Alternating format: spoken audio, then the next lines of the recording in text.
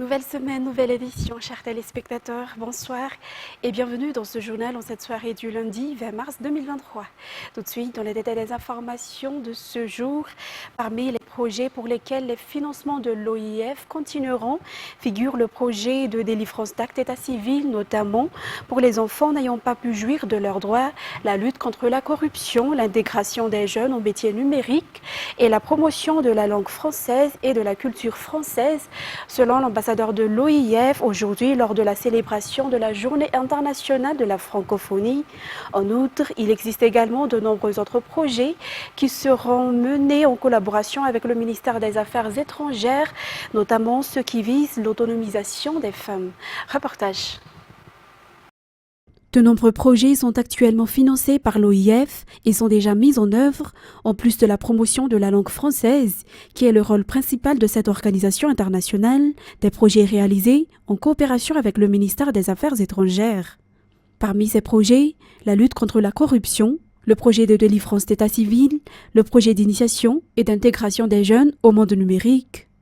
En outre, le nouveau et important projet qui sera mené au cours de cette année est l'autonomisation des femmes victimes de la crise sanitaire et de la crise mondiale, a annoncé l'ambassadeur de l'OIF aujourd'hui lors de la célébration de la Journée internationale de la francophonie. Il y a des projets plus spécifiques qui ont pour cible en tout cas les jeunes ou les femmes.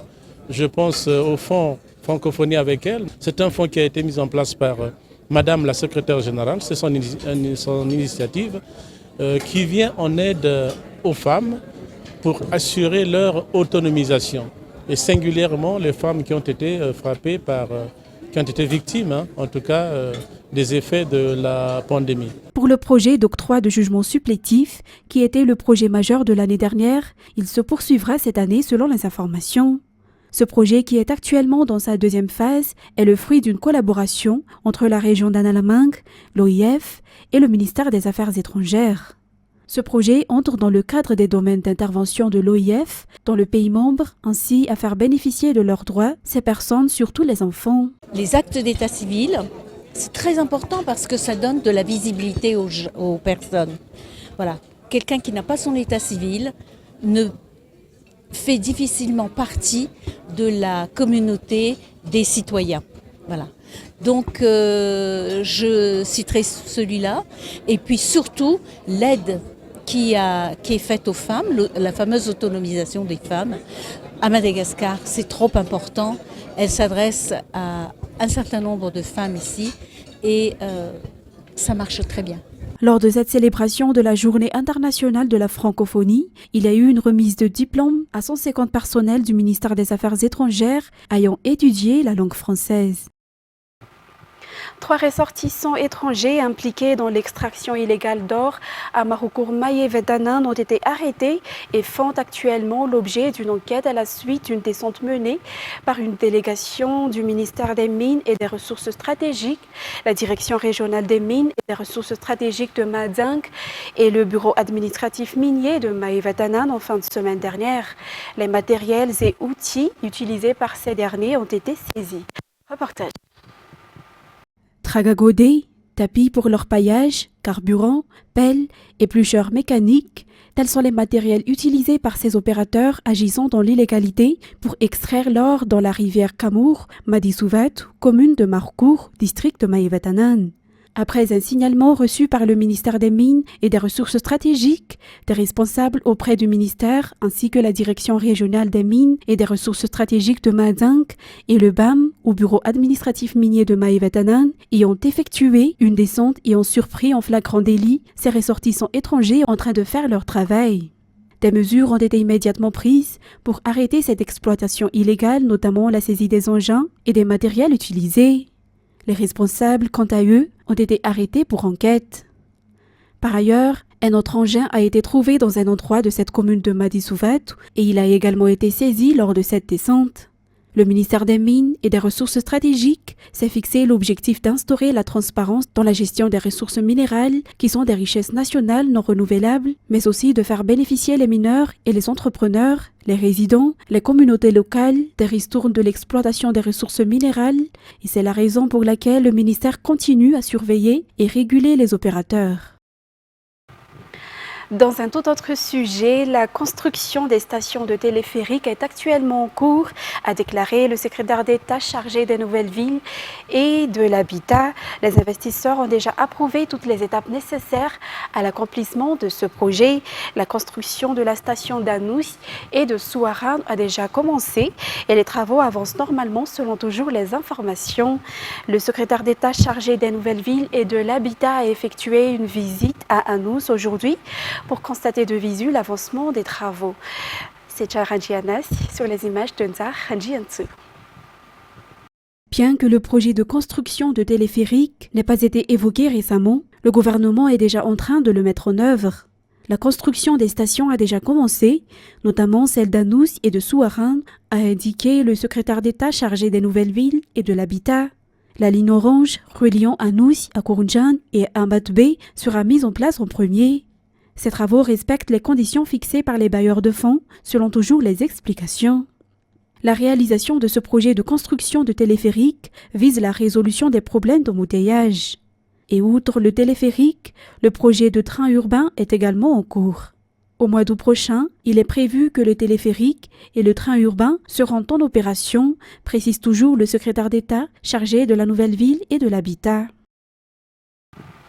Continuons dans la partie nord du pays. Le prix de l'électricité dans la commune d'Ambilbé est 5 fois plus élevé que le prix normal selon les constatations lors de la visite du ministre de l'Énergie et des hydrocarbures dans la région.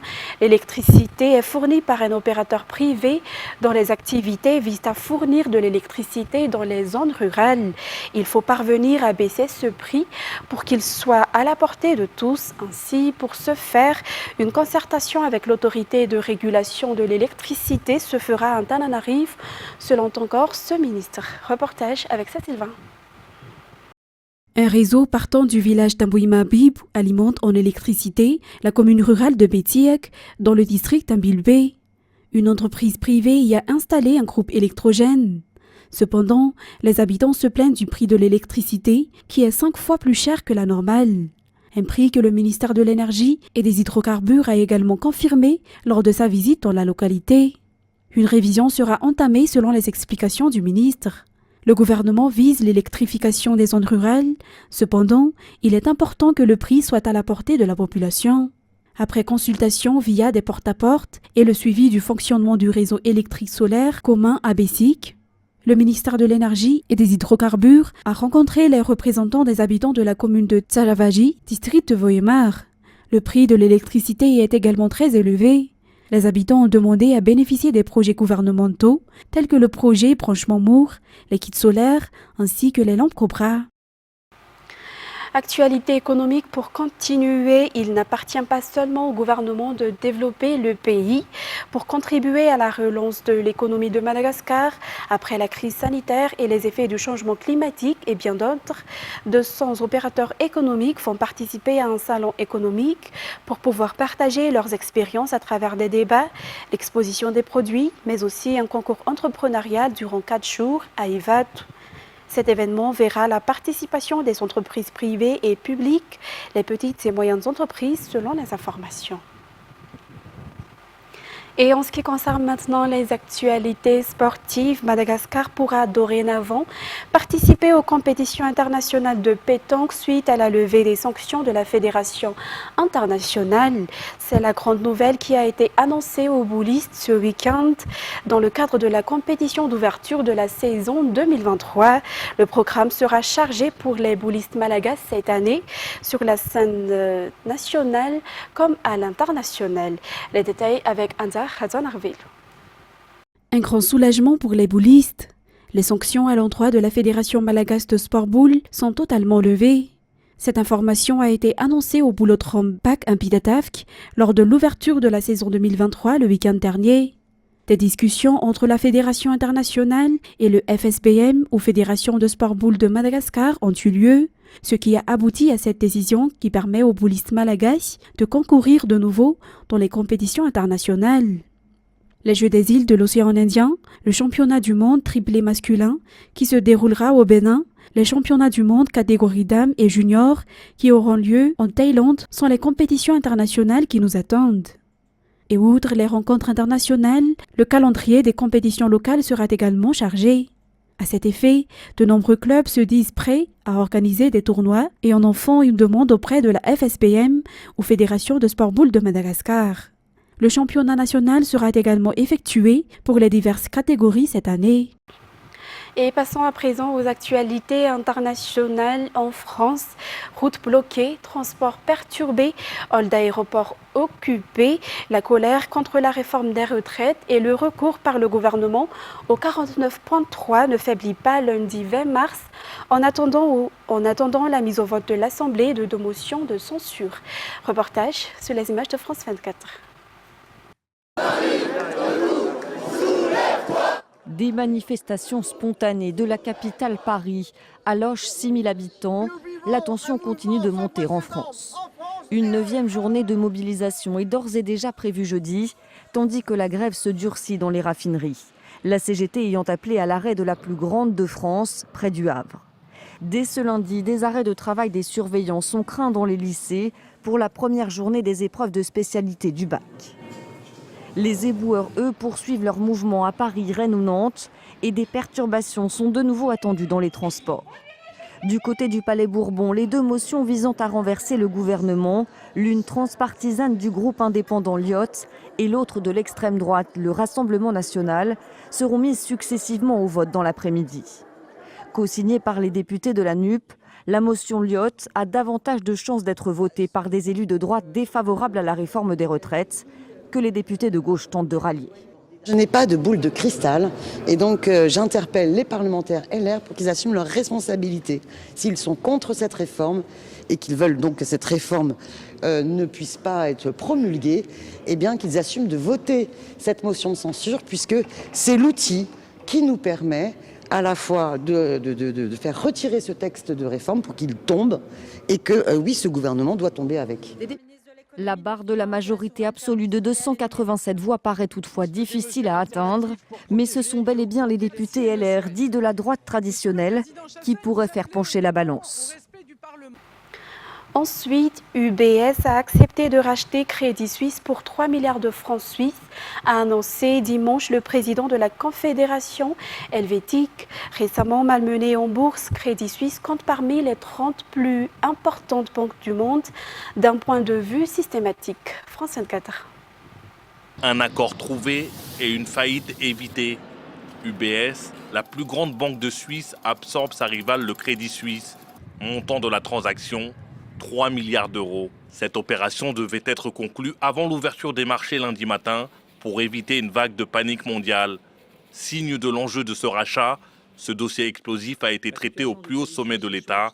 En première ligne, le président de la Confédération suisse, Alain Berset, entouré des membres de son gouvernement. Cette solution qui vous est présentée ce soir est la reprise du Crédit Suisse par l'UBS. C'est une solution soutenue par le Conseil fédéral après plusieurs rencontres avec la Banque nationale suisse, avec le régulateur, la FINMA, avec le Crédit Suisse et avec l'UBS. Le numéro 2 bancaire helvétique, en crise depuis plusieurs mois, a vu ses difficultés s'accélérer ces derniers jours. Tout a commencé le 10 mars, lorsque la Silicon Valley Bank tombait en faillite. S'en est suivi une contagion qui a touché le Crédit Suisse. En une semaine, la banque perd un quart de sa valeur boursière, poussant la Banque nationale suisse à venir à la rescousse en injectant jusqu'à 50 milliards de francs suisses de liquidités. Une des demandes importantes de l'Union des banques suisses, d'UBS, était que cette transaction soit en partie associée de garanties publiques pour minimiser les pertes éventuelles. Notamment, il y a des risques liés à un certain nombre de procès qui étaient en cours contre le Crédit Suisse. L'État annonce également débloquer, via la Banque nationale suisse, 100 milliards d'euros en faveur du Crédit Suisse. Et pour terminer cette édition, le résumé du 6e rapport du GIEC a été approuvé dimanche par les délégués des pays des 195 États membres. Le texte offre aux décideurs une synthèse de l'état de la science et de panorama des solutions possibles pour une réduction rapide des émissions de gaz à effet de serre. France 24. Une feuille de route pour un futur plus vivable. Voilà l'objectif du rapport du GIEC. Le groupe intergouvernemental d'experts sur l'évolution du climat part d'un triste constat. La Terre n'a jamais été aussi chaude depuis 125 000 ans. Depuis la fin du 19e siècle, elle s'est réchauffée de 1,1 degré et l'objectif à ne pas dépasser de 1,5 degré devrait être atteint d'ici une quinzaine d'années. Au-delà de ce seuil, 14% des espèces terrestres sont menacées d'extinction. À plus de 2 degrés, 99% des récifs coralliens des eaux chaudes qui abritent un quart de la vie marine périront. Seul responsable, l'être humain selon le GIEC, qui doit publier ce lundi la synthèse de 8 ans de recherche scientifique. Ce diagnostic s'appuie sur quelque chose de bon sens. Quelles mesures doit-on prendre pour que les jeunes d'aujourd'hui puissent s'adapter au réchauffement climatique sans trop de difficultés dans la deuxième partie de ce siècle? Les experts estiment qu'entre 3,3 milliards et 3,6 milliards d'êtres humains vivent dans un environnement très vulnérable, c'est-à-dire où les canicules et les sécheresses exceptionnelles sont récurrentes et où il devient très difficile pour l'homme de s'adapter.